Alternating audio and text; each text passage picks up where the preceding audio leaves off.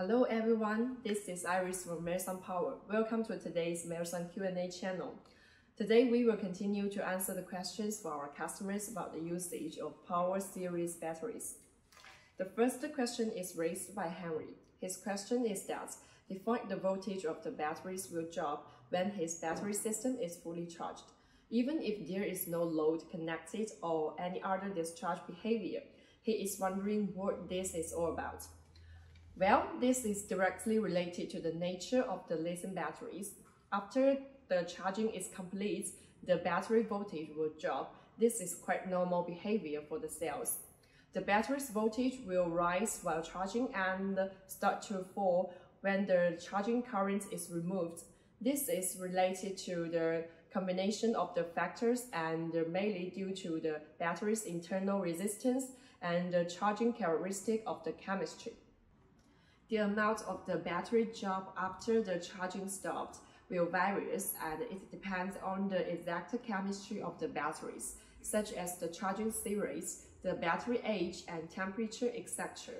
It is known that the battery will drop from 3.6 voltage to 3.35 voltage after charging.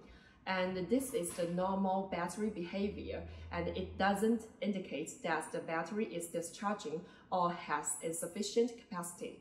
In addition, you also need to pay attention to the usage of the systems. For example, during the connection between the battery and the inverter, even there is no load working and the battery will still supply power to the inverter capacities as well as self-discharging. The voltage capacity of the batteries will still drop normally. The next question is from Vladimir. His question is that I have a customer who is facing a situation where the batteries can't be charged. I would like to know what are the situation and the common way to deal with this situation. Well, the failure of charging the batteries is usually summarized as several factors, including the external and internal factors of the batteries. For the external factors, we will mainly check whether the setting on the inverter side match. For example, do the solar charging and the grid charging setting will confirm the current logic of the battery charging. In addition, we will also check if the charging equipment is normal.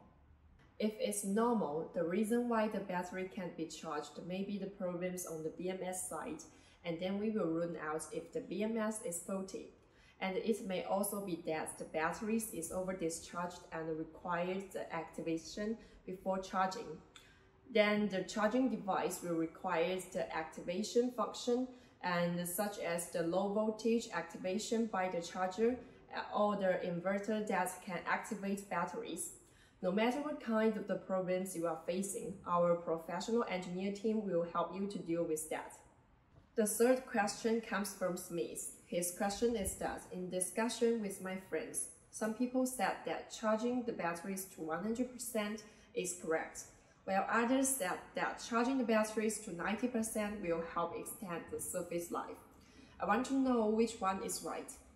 In response to these questions, considering the performance of lithium batteries, we usually hear the suggestion that charge the ternary lithium batteries to about 80 to 90%, which can help to extend the service life of the batteries. The starting point of this statement is that overcharging the batteries will reduce the current and performance of the batteries. For lithium iron phosphate batteries, we will also recommend you to charge to about 90%. This shallow charge and discharge can effectively extend the service life of the batteries.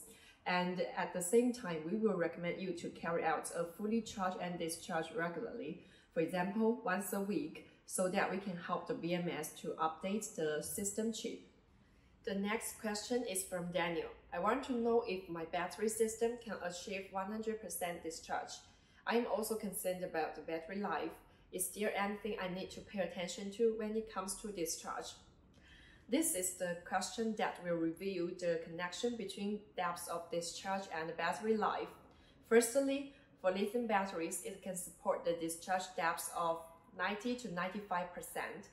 However, for we, or like Daniel, who want to extend the service life of the batteries under the proper use, then we need to understand the relationship between the depths of discharge and the battery life. LiPo4 batteries has a fully charged voltage of about 3.65 voltage and a fully discharged voltage of about 2.0 voltage. Obviously, over-discharging will damage the batteries by taking too much power from the battery, which will cause overheat. Therefore, we will recommend our customers to maintain the discharge depth of 90% or below, which will help to maintain the battery's usability. The next question comes from Lucy. Her question is that I want to know if these Powerwall batteries can support high current discharge. From the battery itself, it can support. The discharging current of the batteries is controlled by the BMS. That is to say, there is a maximum discharge current limitation of the batteries. Therefore, when we use the lithium batteries, as long as the current didn't exceed the limitation of the BMS, the batteries can support to power the system. However, from the perspective of extend the service life of batteries, the high operating current will accompanied with the rapid rise in temperature, and the low operating current will optimize the capacity and the cycle life of the batteries.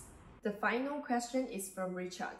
His question is, how do I set the battery to discharge to 20% SOC before starting to use the power from grid? In fact, the battery is existing in the solar systems, and no matter its charging, discharging, or other setting will be controlled by the inverter. Therefore, whether the inverter and the battery can communicate, there will be a standard judgment of voltage and SOC. As we mentioned in the last video, the system communication means that the inverter can receive the signal from the battery BMS and control the depth of discharge of the batteries and also the discharge sequence of the battery and the grid. System without communication will use the voltage to control the battery system. No matter which one it is, it will be controlled by the inverter. And take MeritSun's split-phase inverter as an example. Its setting is very convenient. Through the capacity of discharge and in the hybrid setting to be about 20%, which can meet the requirement of recharge.